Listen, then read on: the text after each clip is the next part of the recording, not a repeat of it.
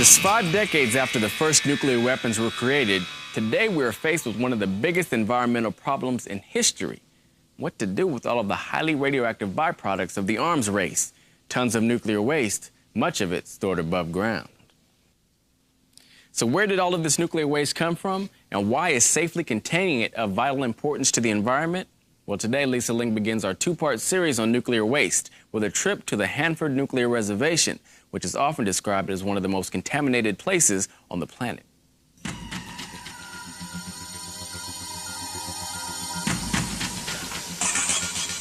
This is the Hanford Nuclear Reservation in central Washington state.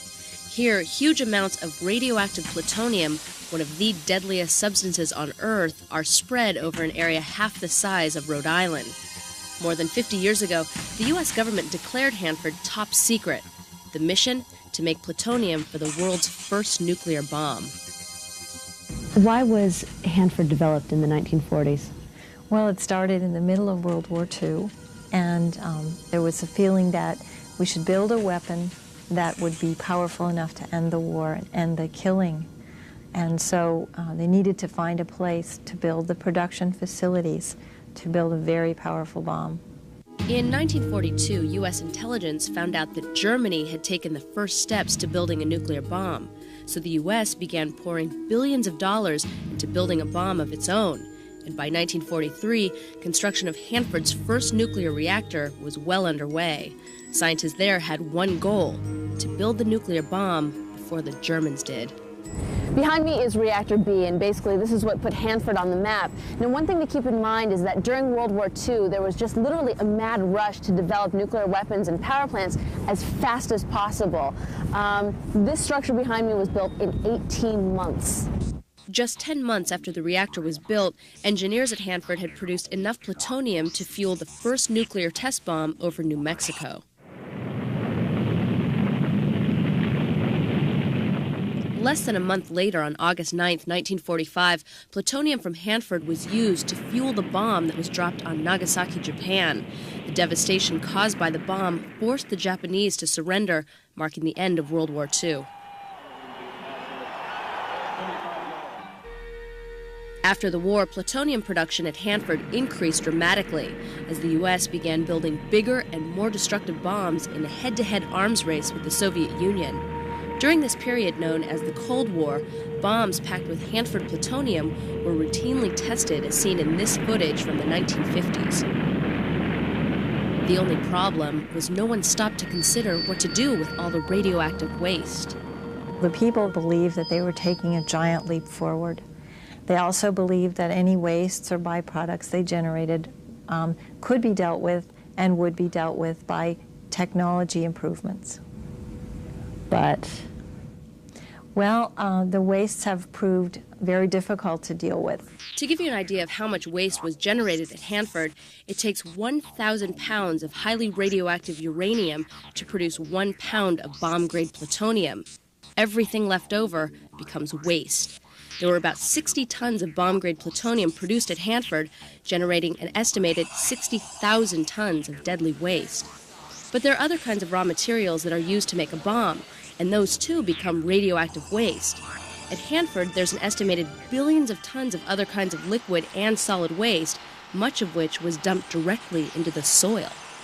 so it's one of the most contaminated places in the world. It is one of the most contaminated places in the world. It is beyond a doubt the most contaminated place in the United States of America in the Western Hemisphere.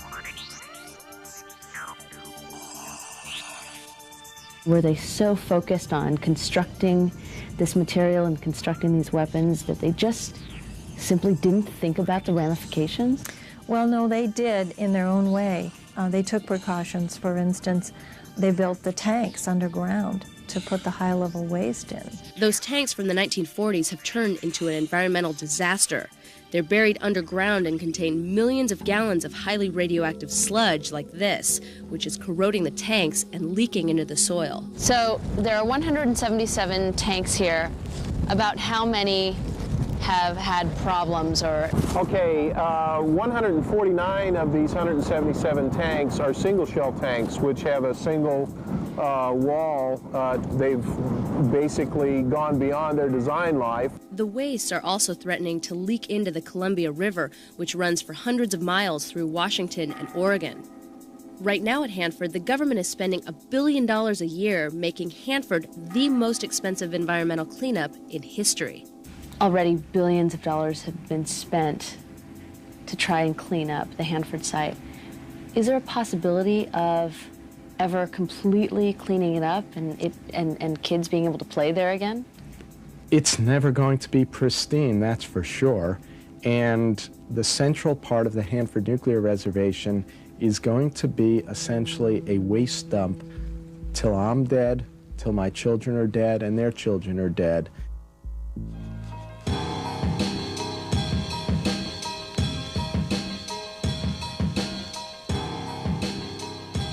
So once all of the waste at Hanford is contained, the question is how to store it so that it is kept safe from the environment for 250,000 years. Well, tomorrow we'll go to Carlsbad, New Mexico, where scientists claim they have found the best place on Earth to store nuclear waste forever. Now don't go anywhere because the pop quiz is next.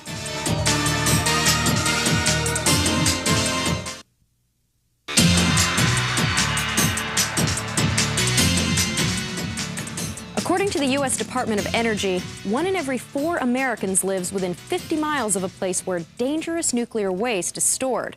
We're talking about billions of tons of highly radioactive waste, which sits above ground in temporary storage until the U.S. government can find a place to put it, someplace where it will remain safe from the environment forever. In part 2 of our series on nuclear waste, Lisa Ling takes us to Carlsbad, New Mexico, to check out what scientists are calling the perfect solution. The answer to this nation's nuclear waste problem may lie here, thousands of feet below the surface of the dry and barren Chihuahua Desert in southern New Mexico. Here at the WIPP site, or Waste Isolation Pilot Plant, the federal government has plans to dispose of almost 1 million barrels of highly radioactive nuclear waste. All right, well, we are about to go down underground about 2,500 feet, correct? Nearly 2,150 feet. Okay. So here we go. The only way we had of getting underground at WIPP. Uh-huh. Government scientist Wendell Wirt took me on a tour of the site where huge rooms, 56 in all, are being carved out of an ancient salt bed. Once these rooms are filled, they will then be sealed off forever. A room like you see here behind me will be stacked full of 55-gallon drums, all containing waste. When this room is entirely filled with these drums of waste, there will be 6,000 of these drums of waste in here. This is one of 56 nuclear waste storage rooms, and basically this is entirely salt, and it's designed in about 50 years to collapse, completely encasing the nuclear waste. And how did you come up with the idea of using salt? But salt does have this property of gradually closing in, sealing off openings, and recrystallizing around the waste. That means that you can't get water into it or through it. If water comes in contact with containers of radioactive waste, the barrels can rust, then deteriorate, leaking radioactive contents back into the ground. Scientists believe that by burying these containers in the middle of a salt bed, the chance is that they will stay dry until they are no longer radioactive, about 250,000 years. How? Well, the storage rooms at WIPP are located in the middle of a solid block of salt, 2,000 feet thick, which in turn is buried beneath 1,000 feet of soil and clay. Scientists are convinced that water will never reach this area, which has remained dry for about 250 million years. This was put down by nature almost 250 million years ago. There's nothing that man can think of that's a more permanent solution to disposal of this material than to put it in a repository like this. In the nearby town of Carlsbad, New Mexico, about 25 miles from the site, the WIPP project has gained widespread approval. So what do you think of the WIPP project? I think it's fantastic. They got to put it somewhere, and it might as well be there underground where it's safe. But not all residents of Carlsbad are convinced. Betty Richards believes that scientists should study the site further before burying nuclear waste underground forever. Does it concern you greatly that this solution that they are proposing is supposed to last for over 200,000 years? I've heard people say, well, what do I care? I'll be dead by then. But my feeling is that we must leave the Earth in better shape for the next generation. We are on the verge now of a new industry, the nuclear waste industry. The rules must be set up in advance to protect the future. I also spoke to some Channel 1 students to get their opinion. And some people say that just by storing it underground, it, sure, out of sight, out of mind, but what happens in the future? How do you know? Well, supposedly the salt will close up over it and contain it so it can't get through. If it doesn't, we'll have a big problem on our hands, that's for sure. And but we're always afraid of the unknown, and unless you're willing to risk it. I mean, yeah. It has to go somewhere. Yeah. If the WIPP site is approved by the Environmental Protection Agency, it will become the world's largest nuclear waste dump. The first barrels of waste could begin to arrive in Carlsbad by late this year. Now, for more information on nuclear waste, it's on our website at channel1.com. Okay, that's it for this edition of Channel 1 News. We will be back on Monday. That's right. Bye.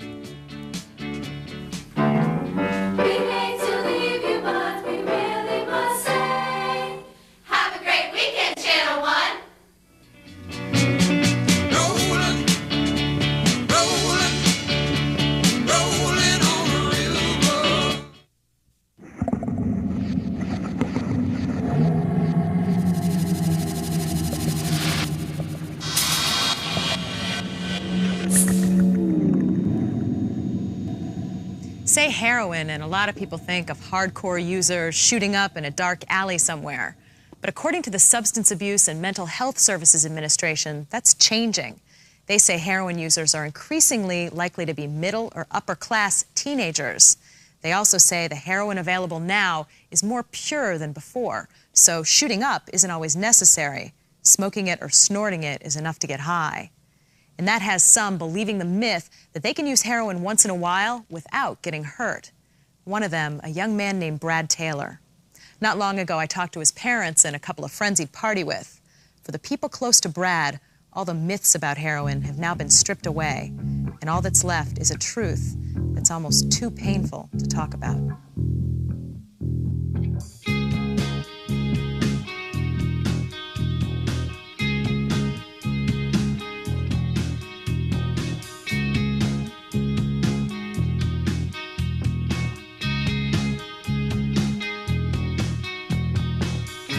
He seemed like the person that always had everything together. I would say out of all of our friends, you would consider him a goody-goody. Yeah. Goody-goody? Mm-hmm. Pretty much. Not like he wasn't like a goody-goody, but as far as grades, he was always, if we were out partying or whatever, he was home doing his grades, then he would come out. He was serious about his studies and sports, very competitive. Yeah, parents, wrestling sucks. He was a good friend. He was a jock in high school. He was captain of his soccer team, captain of his wrestling team. Good student, had a 3.2 plus acumen. Well, I was with Brad. We're on the wrestling team together. Oh yeah, went to parties together. Tried to pick up girls.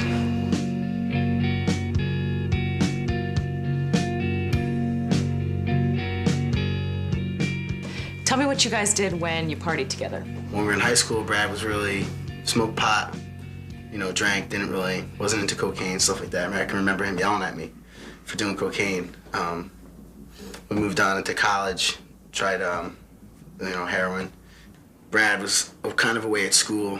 Well, he was away at school when his friends got hooked on it and just came back, and tried it maybe 3 or 4 times just because everybody else was doing it. He told his brother, Brian, that he'd used it.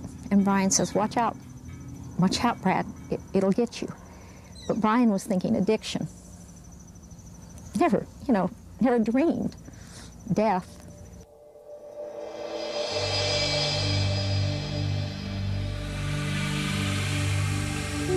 Tell me about that night. A neighbor had a party. We went there, and he wanted to get drugs. His father has an indoor hot tub, so we went to hang out there and drank a little bit of brandy. And all I remember after that point is falling asleep out by the pool and waking up and seeing Brad asleep in his chair. And I went and tried to wake him up and shook him. And if you can even imagine just on your knees in your friend's house, shaking his dead body and just trying to look into his eyes and just wishing that some sort of life would come out, that he would say something, that he would do something, that you could somehow take it back. I was sound asleep and my phone rang, and they had been trying to beat on my front door, but I didn't hear it. So I threw on a house coat and went to the front door, and as I'm going, I'm thinking, oh shoot, something's happened to one of the boys. I assumed a car accident or something. But when I opened the door, there were two policemen. Brad's best friend, Matt, and Matt's mother. And I knew it was Brad, but I still thought it was just an accident. I didn't think about him, you know, being dead. And I look in, he's laying on the ground, and I saw the person say that he was dead, and they put a thing over his head. I had to go up and identify his body because his dad wasn't home. He basically threw up and choked on his own vomit. That's really how he died. I mean, I've read the autopsy, and yes, they call it, you know, a heroin overdose, but it was from throwing up and choking on it was what actually physically killed him. But he wouldn't have done that, of course, if he hadn't sniffed heroin.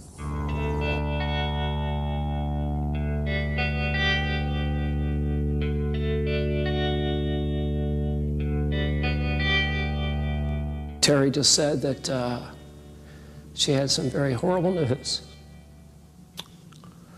That Brad was dead. And I didn't cry because I couldn't believe it.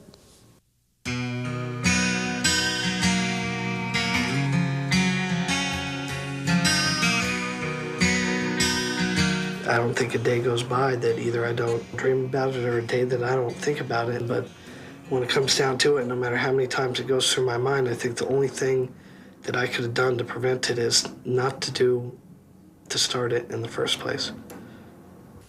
You know, there are kids out there who say, I can be an occasional user. I can do this on the weekends. I'm sure Bradley may have said exactly the same thing, and he's dead.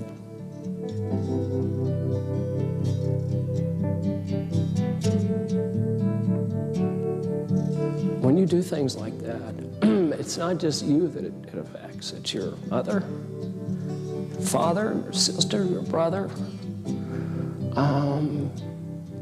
your whole family. Everybody that loves you. You hurt them. You know, you're dead and you're gone and you don't have to live with it. But the pain you leave behind and all those who love you, it ain't worth it. It just ain't worth it.